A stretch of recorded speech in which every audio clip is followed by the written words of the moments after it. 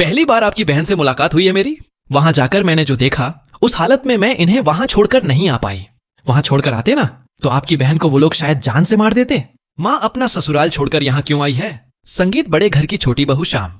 कहानी की शुरुआत होती है उस पल से जब अहाना मिली को लेकर घर लौटती है। घर के अंदर जैसे ही कदम रखती है, पूरा माहौल थम जाता है।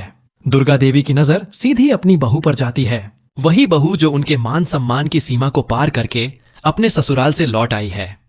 घर की चौखट पर सन्नाटा है, लेकिन अहाना की आंखों में आंसू हैं और आवाज में हिम्मत। वहां जाकर मैंने जो देखा, माँ, वो मैं कभी नहीं भूल सकती, अहाना कहती है।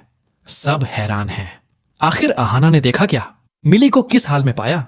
फ्लैशबैक में दिखाया जाता है कि मिली को कैसे ससुराल वालों ने कमरे में बंद कर रखा था। उसे खाने तक नहीं दिया जा रहा था। अहाना जब वहां पहुंची तो उसे बस दर्द और डर मिला। अहाना कहती है, अगर मैं उसे वहां छोड़कर आती तो शायद वो जिंदा न बचती। दुर्गा देवी का चेहरा बदल जाता है। उन्हें लगता है कि अहाना ने अपने मायके के लोगों के बीच जाकर अपनी इज्जत का सौदा किया है।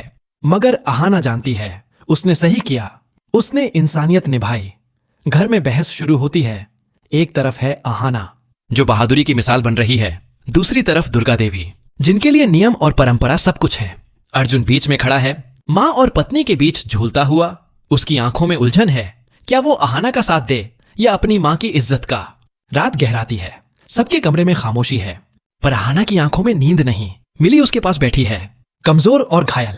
अहाना धीरे से कहती है, डर मत, अब तू सुरक्षित है। मिली कहती है, दीदी, क्या माँ मुझे माफ करेंगी? अहाना बस मुस्कुराकर कहती है, माँ के दिल को समय लगेगा, लेकिन सच्चाई हमेशा जीतती है।